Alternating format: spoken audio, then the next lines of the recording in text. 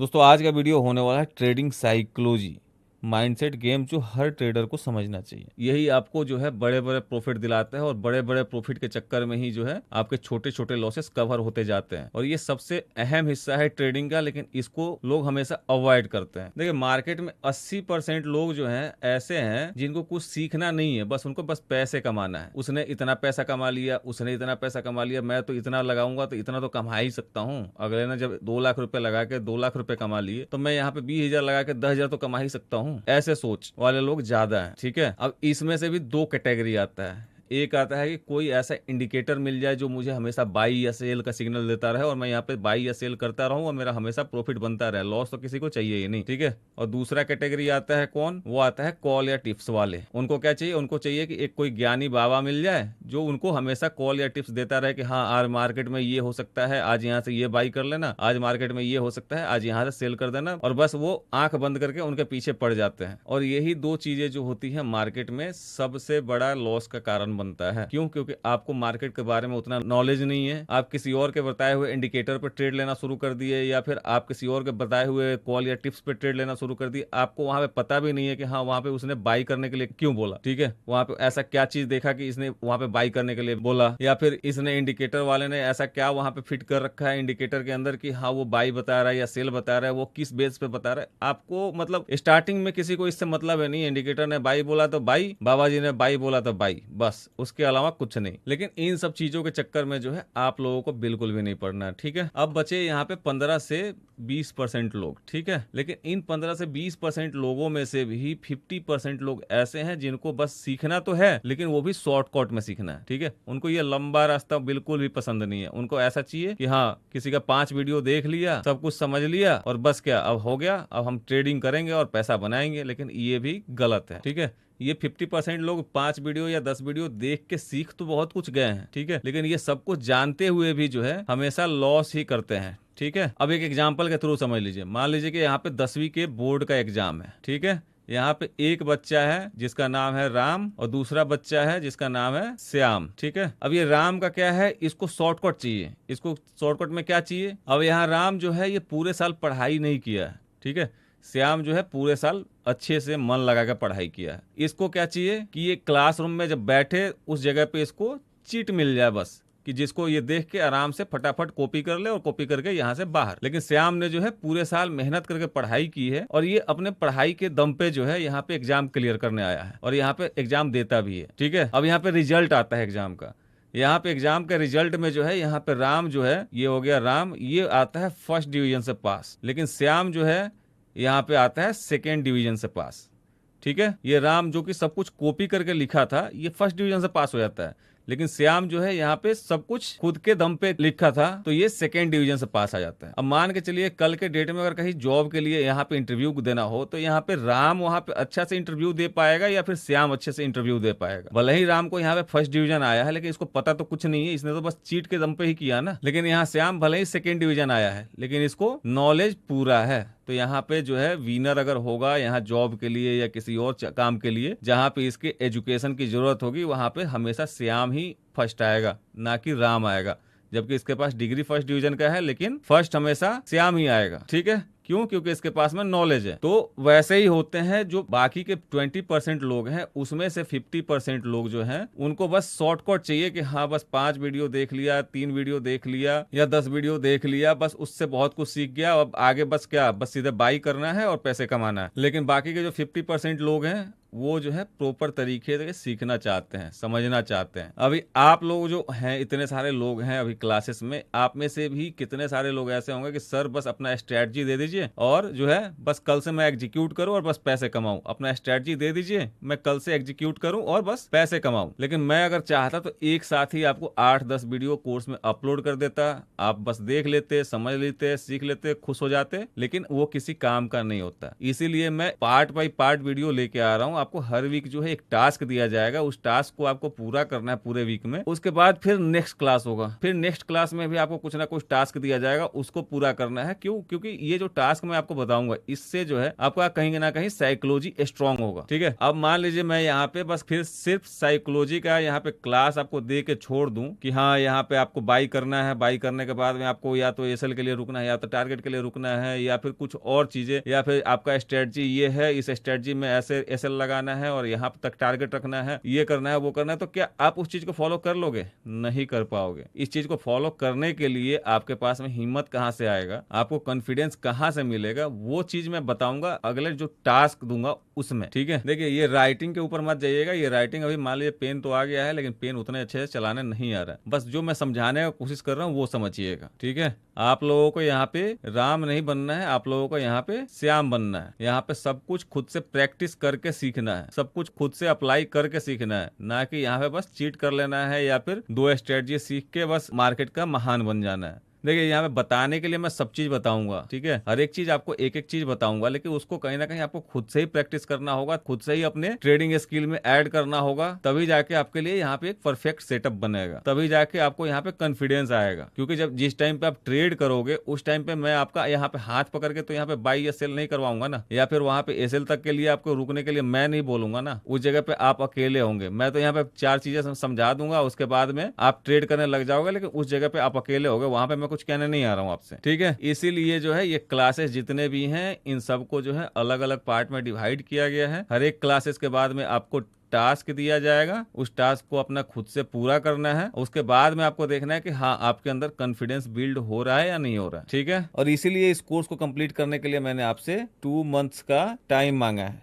ठीक है, यानी कि 30 अगस्त तक आपका ये कोर्स कंप्लीट करा दिया जाएगा। लेकिन इतना लंबा टाइम मैं इसलिए लेके चल रहा हूँ क्योंकि मैं आपको हर एक लेसन के बाद में कुछ ना कुछ टास्क दूं, उसको आप पूरा करो, उससे आपको कॉन्फिडेंस आएगा और वही कॉन्फिडेंस आपका आगे तक का साथी बनेगा। मैं आपके साथ हमेशा नहीं हूँ, आगे आपको खुद से ही ट्रेड करना है। अभी कितने सारे लोगों का मैसेज आता है, सर इंडेक्स स्नाइपर दे दीजिए, इंडेक्स स्नाइपर दे दीजिए। भाई इंडेक्स स्नाइपर मैं अगर आपको अभी दे भी दूं तो उसका क्या करोगे आप, जब उसके बेसिक्स ही आपके क्लियर नहीं है, या फिर अगर मैं बेसिक समझा भी दूं और आपको इंडेक्स स्नाइपर दे भी दूं तो क्या इंडेक्स स्नाइपर जितना वोलेटाइल स्ट्रेटजी को आप हैंडल कर पाओगे? जब आप यहाँ पे एक लॉट में बाई करते हो और यहाँ पे 1000 रुपया 1500 रुपया जाते जाते ही आपका दिल कहने लगता है कि भैया अब निकल जाओ, अब निकल जाओ, तो क्या आप 5000 6000 के लिए इंडेक्स स्नाइपर लेने के बाद रुक पाओगे? नहीं रुक पाओगे। तब भी आप यहाँ पे 1000 1500 लेते हो, उस जगह पे 2000 2500 लेके निकल जाओ। और एसएल भी जो है हमारा इंडेक्स स्नाइपर में सीधे 2000 2500 का रहता है। तो क्या जब 2000 2500 का यहाँ प्रॉफिट बुक करोगे उस टाइम पे 2000 2500 का एसएल भी लोगे तो क्या कभी प्रॉफिट में आ पाओगे? कभी नहीं आ पाओगे। ठीक है, इसीलिए इंडेक्स स्नाइपर अब तक आपको नहीं दिया गया है कि सबसे पहले इसके बेसिक्स क्लियर हो जाए, उसके बाद में आपको इंडेक्स स्नाइपर दिया जाएगा। ठीक है, और इंडेक्स स्नाइपर के सभी बेसिक्स आपको नोटिस बोर्ड में लिखे हुए मिल जाएंगे, जैसे कि ट्रेडिंग साइकोलॉजी वाला आज का पार्ट हो गया, उसके बाद में आपका टेक्निकल एनालिसिस है, रिस्क मैनेजमेंट है। ये सब चीज जब क्लियर हो जाएगी, जैसे मान लीजिए ट्रेडिंग साइकोलॉजी है, इसको आपको इम्प्रूव कैसे करना है, इसको कैसे हैंडल करना है, ये चीज आज के लेसन में हम सीखेंगे। ठीक है, फिर अगला लेसन ये होगा कि रिस्क मैनेजमेंट कैसे करना है। मान लीजिए आप इंडेक्स स्नाइपर में ही अगर करते हो या किसी भी स्ट्रेटजी में करते हो तो आपको वहां पे रिस्क मैनेजमेंट कैसे करना है, क्योंकि अगर आपको एक स्ट्रेटजी दे दी है कि आपको रिस्क मैनेजमेंट ही नहीं पता है, आपके पास में मान लीजिए यहाँ पे 2 लाख रुपया है, आपने एक बार में ही 2 लाख रुपए यहाँ लगा दिया और पता चला कि ये आपके फेवर में ना जाएगा, ये सीधे आपके उल्टा आ गया और यहाँ पे आपका 50,000 का नुकसान हो गया। अब कल जब आप यहाँ पे ट्रेडिंग करने जाओगे तो आपके पास अब कितना कैपिटल बचा है? 1,50,000 रुपए। तो आपको क्या लगता है कि आप 1,50,000 में जितना क्वांटिटी में कल आप 2 लाख में बाई किए थे उतना क्वांटिटी में आज बाई कर पाओगे? नहीं कर पाओगे। आज आपका क्वांटिटी साइज छोटा हो गया और आज अगर आपका यहाँ पे टारगेट हिट होता भी है तो शायद कल का लॉस आपका कवर ना हो पाए, अगर होता भी है तो कल का लॉस ही कवर हो पाएगा, आप यहाँ पे प्रॉफिट में नहीं आ पाओगे। ठीक है, ये चीजें सब कुछ मैंने इसलिए बताई ताकि काफी सारे लोग बोल रहे थे सर इंडेक्स स्नाइपर दे दो, इंडेक्स स्नाइपर दे दो, स्ट्रेटजी बना दो, ये कर दो, वो कर दो। भाई मैं आपको स्टेप बाय स्टेप लेके चल रहा हूँ। मैंने आपसे 2 मंथ का टाइम मांगा है, बस 2 मंथ का टाइम दे दीजिए, यानी कि 30 अगस्त तक जो है आप अपना टाइम दे दीजिए। 30 अगस्त तक मैं आपका ये क्लासेस क्लियर करवा दूंगा और कहीं ना कहीं आपका यहाँ पे कॉन्फिडेंस भी बिल्ड हो जाएगा। ये है मेन मोटिव मेरा। ठीक है, अब चलिए आज चलते हैं आज के टॉपिक पे, फिर उसके बाद में फिर मैं आपको टास्क दूंगा जिससे आपका कॉन्फिडेंस कहीं ना कहीं बिल्ड होगा। ठीक है, अब यहाँ इंट्रोडक्शन में समझिए, कभी एनालिसिस सही होता है फिर भी लॉस हो जाता है। क्यों? क्योंकि आपका वहां पे ट्रेडिंग साइकोलॉजी सही नहीं है। आपको ये लगता है आपने यहाँ पे बाई किया, आपका टारगेट ये है, आपका स्टॉप लॉस ये है, और आपके जैसे ही ये मार्केट यहाँ पे आया, मान लीजिए यहाँ पे की 3,000 रुपए का आपका टारगेट था। ठीक है, यहाँ से मार्केट 2,000 तक गया, 2,000 से फिर ये वापस 1,000 रुपए तक आ रहा है। ठीक है, या फिर ये ब्रेक इवन तक आ रहा है। आप यहीं पे डर जाते हो और आप यहीं पे निकल जाते हो। क्या कि भाई मार्केट अभी 2,000 रुपए दे रहा था, 2,000 से 1,000 पे आया, वहां भी नहीं निकल पाया, अब यहाँ पे निकल जाता हूँ, ये ब्रेक इवन पॉइंट है, कम से कम लॉस तो नहीं होगा मेरा। और मार्केट क्या करता है, वहीं से जस्ट थोड़ा सा और नीचे आएगा और वहां से ये वापस रिकवर होकर आपके पूरे टारगेट तक पहुंच जाता है। ठीक है, तो आपका एनालिसिस तो बिल्कुल सही था, लेकिन आपका यहाँ पे प्रॉफिट नहीं हुआ, उल्टा कभी कभी लॉस हो जाएगा। कब? जैसे मान लीजिए मार्केट यहाँ पे ब्रेक इवन पे आया, ब्रेक इवन पे आप नहीं निकले, ब्रेक इवन पे भी आप वेट किए कि नहीं चलो कोई बात नहीं, अभी एसएल बहुत दूर है यहाँ पे। जैसे ये 1,000 रुपए, मान लीजिए आपका यहाँ पे एसएल था 1,500 रुपए का, ये मार्केट जैसे ही आपका एसएल यहाँ पे 1,000 रुपए तक दिखाया, तब आप यहाँ पे डर जाओगे। 1,000 रुपए के लिए नहीं डरे, लेकिन आप ये 500 रुपए के लिए डर जाओगे और सोचोगे कि यहीं से निकल जाता हूँ, और यहाँ से आप निकलोगे और मार्केट यहीं से आपका टारगेट देने पहुंच जाएगा। ठीक है, तो यहाँ पे क्या हुआ, यहाँ पे एनालिसिस आपका बिल्कुल परफेक्ट था, उसके बावजूद भी आप यहाँ पे टारगेट नहीं ले पाया। क्यों? क्योंकि आपका ट्रेडिंग साइकोलॉजी मजबूत नहीं था। ठीक है, तो यहाँ पे स्ट्रेटजी से ज्यादा जो है ना, आपका ट्रेडिंग साइकोलॉजी और रिस्क मैनेजमेंट, दो चीजें काम करती है। ठीक है, तो पहला ये क्लियर हो गया। दूसरा आता है, प्रॉब्लम स्ट्रेटजी में नहीं है, प्रॉब्लम है माइंडसेट में। ठीक है, कैसे भाई? तो स्ट्रेटजी के नाम पे मैं आपको चलिए कुछ भी स्ट्रेटजी बना के दे देता हूँ। मान लीजिए कि ये 930 का कैंडल है, इसका हाई और लो आपने मार्क कर लिया। अब मार्केट किधर भी ब्रेक करे, ऊपर ब्रेक करता है तो आपको ऊपर ही 2 ट्रेड लेने हैं, मार्केट अगर नीचे ब्रेक करता है तो आपको नीचे ही 2 ट्रेड लेना है, बस। ये इतना बिल्कुल सिंपल और सरल तरीके से, इतना आप कर पाओगे? बिना माइंडसेट क्लियर किए आप नहीं कर पाओगे। अब चलिए मैं आपको यहाँ पे चार्ट पे समझा दे रहा हूँ, आपको बस सिंपल है, कुछ नहीं है स्ट्रेटजी में, बस आपको यहाँ पे 930 का कैंडल आपको मार्क करना है। 930 का कैंडल कौन सा है? ये है, ये रेड वाला। यहाँ पे आपने मार्क किया हाई और ये मार्क किया लो। ठीक है, ये हाई और लो, इसका ब्रेक क्या हुआ? लो ब्रेक हुआ। लो ब्रेक होते के साथ आपने क्या किया? एंट्री लिया। एंट्री लेने के बाद क्या हुआ? यहाँ पे 1,000-1,500 रुपए का आपका प्रॉफिट दिखाया होगा।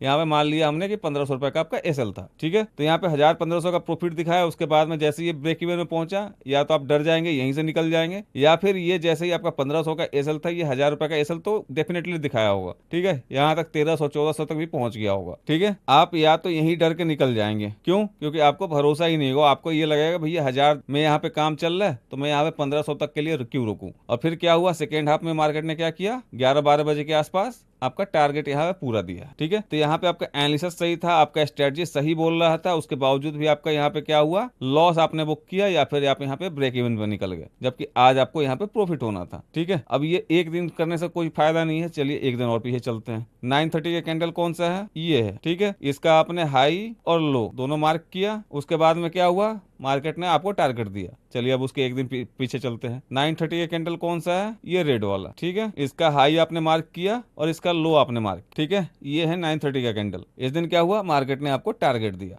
ठीक है, आपके लगातार कितने टारगेट हो गए? 1 2 3। ठीक है, अब चलिए एक दिन और पीछे चलते हैं। अब यहाँ पे कौन सा है? ये है 930 का कैंडल। यहाँ पे आपने हाई मार्क किया, यहाँ पे लो मार्क किया। ठीक है, आपका क्या हुआ? एसएल हुआ, सेकेंड एंट्री कहीं बना नहीं। ठीक है, 3 टारगेट के बाद में 1 एसएल यहाँ लगा। अब चलिए यहाँ पे 930 का कैंडल कौन सा है? ये है रेड वाला। इसको आपने यहाँ उठा कर रखा और ये हो गया आपका 930 का कैंडल का लो। ठीक है, यहाँ पे क्या हुआ? लो ब्रेक हुआ, यहाँ पे टारगेट मिला, बिल्कुल मिला और अच्छा खासा मिला। लेकिन आपको यहाँ पे अच्छे खासे से मतलब नहीं है, या तो आपको 1:2 लेना है या फिर 1:3, कोई भी एक मेंटेन करना है। ये नहीं कि आज 1:2 ले लिए, कल 1:3 के लिए वेट करेंगे, नहीं, जो आप कर रहे हो वो हर दिन करो। ठीक है, तो क्या हुआ? चौथा आपका टारगेट मिला। ठीक है, अब इधर ले लेते हैं। 930 कौन सा है? ये है, ये ग्रीन वाला कैंडल। अब यहाँ पे हमने मार्क किया लो, यहाँ पे मार्क किया हमने हाई। इस दिन क्या हुआ? इस दिन भी आपको टारगेट मिला। ठीक है, 5 टारगेट 1 एसएल मिला आपको। अब आ जाते हैं और नीचे। ठीक है, इसको भी ले आते हैं साथ। 930 का कैंडल कौन सा है? ये है ग्रीन वाला। आपका क्या हुआ? नीचे के लिए एंट्री मिला,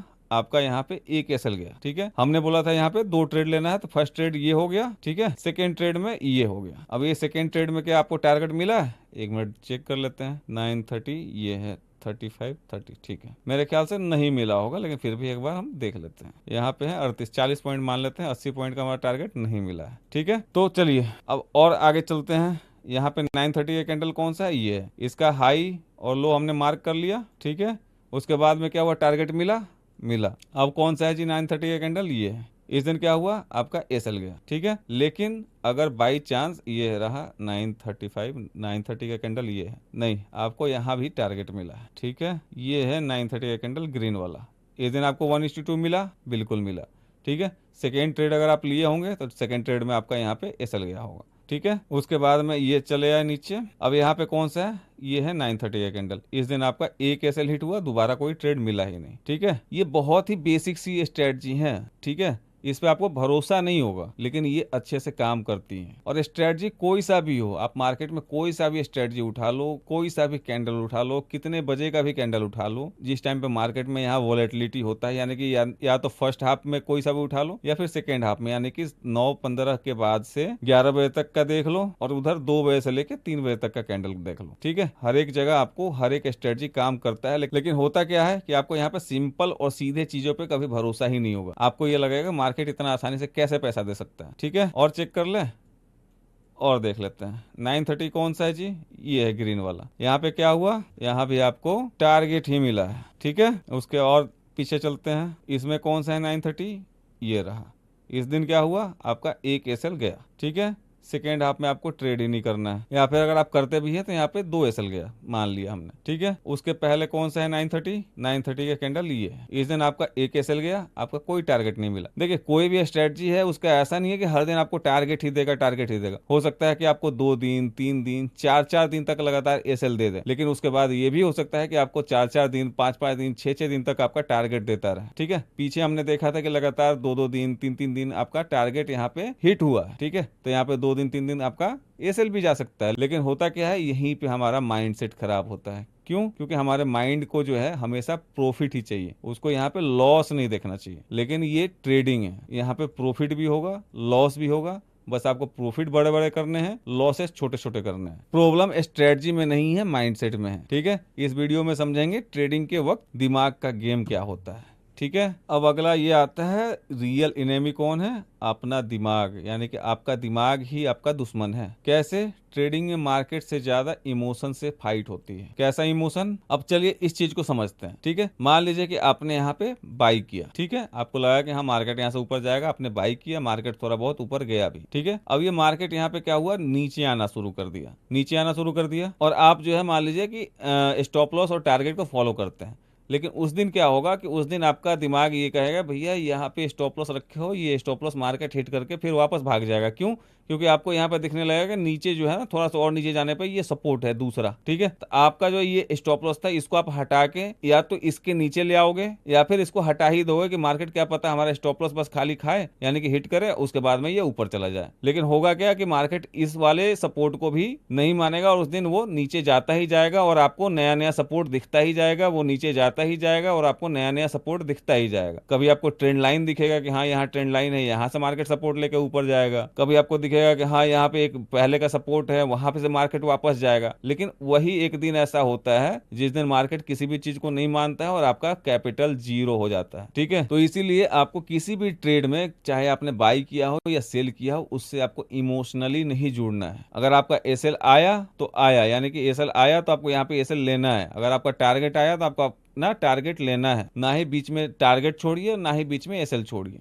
और एक वक्त को आप यहाँ पे एसएल बीच में जरूर छोड़ सकते हैं, लेकिन टारगेट से पहले बिल्कुल मत निकलिए, अपना टारगेट अचीव करके ही रहिए, ठीक है। मेन आपके लॉसेस का कारण क्या होता है कि आप यहाँ पे एसएल तक तो रुकते हो पूरा आराम से, मान लीजिए यहाँ 2000 का एसएल है, आप पूरा 2000 तक रुकोगे, और आपका यहाँ पे अगर टारगेट 4000 रुपए का है तो आप यहाँ पे 4000 तक नहीं रुकोगे, आप यहाँ पे 1500, 2000 जैसे ही पहुंचेगा, उसके बाद अगर एक रेड कैंडल बना, आप यहीं से निकलना शुरू कर दोगे, ठीक है। यहाँ नहीं निकलोगे तो ब्रेक इवन पर निकल जाओगे। तो यही है, ट्रेडिंग में मार्केट से ज्यादा इमोशन से फाइट होती है। आपको अपने इमोशन पे सबसे पहले कंट्रोल करना है, और वो कंट्रोल कैसे होगा ये भी मैं बताऊंगा आपको, ठीक है। इसके बाद में ये है कॉमन प्रॉब्लम्स। ये लगभग सब किसी के साथ होता है, मेरे साथ भी हुआ था, आज भी कभी कभी होता है, लगभग सबके साथ होता है। पहला है ओवर कॉन्फिडेंस। ये ओवर कॉन्फिडेंस कैसे होता है? मान लीजिए आपने आज 3 ट्रेड किया, तीनों ट्रेड आपके बिल्कुल परफेक्ट गए, आपके पूरे टारगेट तक मिल गया या फिर टारगेट से ज्यादा भी आपने अचीव कर लिया, ठीक है। उसके बाद में आपके अंदर आता है क्या? ओवर कॉन्फिडेंस, ठीक है। और यहीं पे क्या होता है कि आपका कहीं ना कहीं ग्रीड बढ़ जाता है कि भाई 3 ट्रेड मैंने किया, तीनों बिल्कुल सही गया, यानी चौथा भी मेरा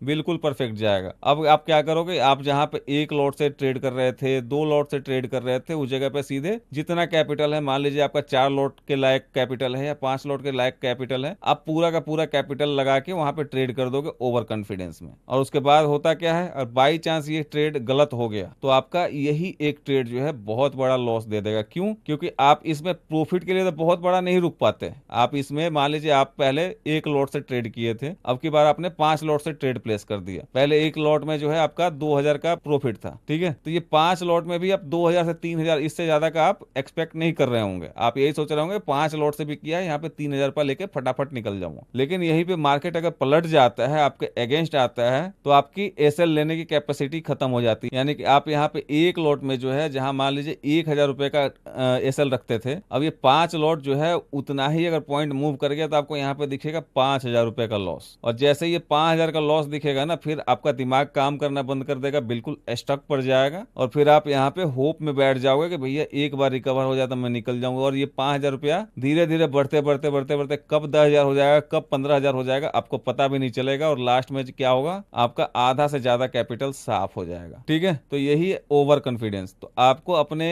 रूल में बस एक चीज ये ऐड करना है, ओवर कॉन्फिडेंस आपको नहीं होना है। अगर बाई चांस कभी हो भी गए तो कभी भी गलती से भी क्वांटिटी साइज यानी कि लॉट साइज, चाहे आप मान लीजिए कि ऑप्शंस में करते हैं तो लॉट साइज, या फिर अगर आप इक्विटी वगैरह में करते हैं तो वहां पे ज्यादा क्वांटिटी में शेयर ना खरीदें ना बेचें, ठीक है। सबसे पहला ये ओवर कॉन्फिडेंस से जो बड़ा लॉसेस होता है, इससे बचने का सबसे अच्छा उपाय बस एक ही है। आप एक गांठ बांध लीजिए कि भैया मैं जितने क्वांटिटी में ट्रेड करता हूं उतने ही क्वांटिटी में डेली ट्रेड करूंगा। किसी दिन ऐसा नहीं कि मेरे को बहुत ज्यादा कन्विक्शन आ रहा है कि नहीं मार्केट आज ऊपर ही जाएगा ऊपर ही जाएगा, तो मैं अगर 1 लॉट में ट्रेड करता था तो और फंड ऐड करके यहाँ पे 5 लॉट में ट्रेडिंग शुरू कर दूं, 2 लॉट में ट्रेडिंग शुरू कर दूं। नहीं, आप 1 लॉट में करते थे तो आप एक में ही कीजिए, क्योंकि आपका इमोशन जो है ये 1 लॉट के हिसाब से ही अभी बिल्डअप है। जैसे ही आप यहाँ पे क्वांटिटी बढ़ाएंगे तो आप प्रॉफिट में, यहाँ बड़ा प्रॉफिट के लिए रुक भी नहीं पाएंगे और यहाँ लॉस में आप जल्दी निकल भी नहीं पाएंगे, ठीक है। क्वांटिटी धीरे धीरे ही इंक्रीज किया जाता है। अगर आप ये सोचोगे कि हाँ 5 दिन लगातार मैं प्रॉफिट में रह गया तो 1 लॉट से अब सीधे 2 लॉट पे कूद जाता हूँ, या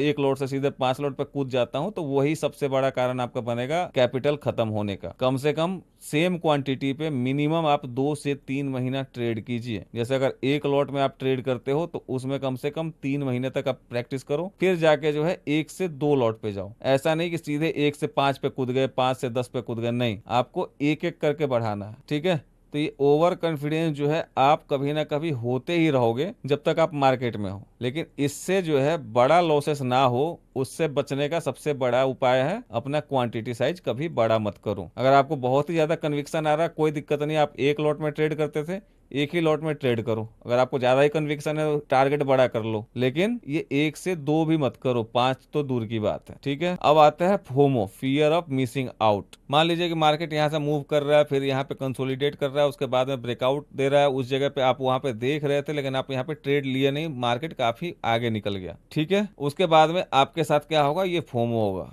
यानी कि फियर ऑफ मिसिंग आउट, कि भाई यहाँ पे मैं बिल्कुल परफेक्ट था, मेरा एनालिसिस भी सही था, सब कुछ सही था, फिर भी मैं यहाँ पे ट्रेड क्यों नहीं ले पाया। और फिर क्या करोगे आप, ये मार्केट इतना ऊपर मूव कर जाने के बाद फिर एक दूसरा ब्रेकआउट आप ढूंढने की कोशिश करोगे कि मार्केट तो आज मेरे डायरेक्शन में ही जाएगा। और यहाँ पे ये क्या करेगा, ये ब्रेकआउट दिया, आप यहाँ पे बाई कर लोगे, उसके बाद में ये कहीं ना कहीं उल्टा वापस आ जाएगा। इसका रिजल्ट क्या हुआ, यहाँ पे आपने हाई पे बाई कर लिया और यहाँ पे पैनिक में आप एग्जिट करोगे, यहाँ भी जो है आपके बड़े लॉसेस होते हैं। अगर आपके हिसाब का अगर एक ट्रेड आपके सामने से निकल जाता है तो कोई जरूरी नहीं है कि उसी तरीके का आप ट्रेड बार बार ढूंढना चालू करो, आप बस एक स्ट्रेटजी एक रूल पे टिके रहो। अगर कोई भी कंफर्मेशन के साथ आपको एंट्री मिलेगा तो ही आप बाई करो, ठीक है। अब ऐसा नहीं कि आपने यहाँ पे एक ब्रेकआउट देखा, ब्रेकआउट के बाद में यहाँ पे कंफर्मेशन के साथ ब्रेकआउट भी हुआ, मार्केट काफी ऊपर निकल भी गया, अब आप ये सोचोगे चलो ये ब्रेकआउट तो मैंने एंजॉय नहीं कर पाया, ये ब्रेकआउट पे मैं ट्रेड नहीं ले पाया, अब चलो यही से एक एंट्री ले लेते हैं, यहाँ पे 10 पॉइंट लेके निकल जाएंगे या फिर यहाँ से 20 पॉइंट लेके निकल जाएंगे, कुछ तो बनेगा। और यहाँ पे जैसे ही आप एंट्री लोगे वहीं से मार्केट मुड़ जाएगा, क्योंकि आपके जैसे बहुत सारे लोग हैं जो यहाँ पे मिस कर चुके हैं, वो यहाँ पे बाई करेंगे और मार्केट को पता है कहाँ से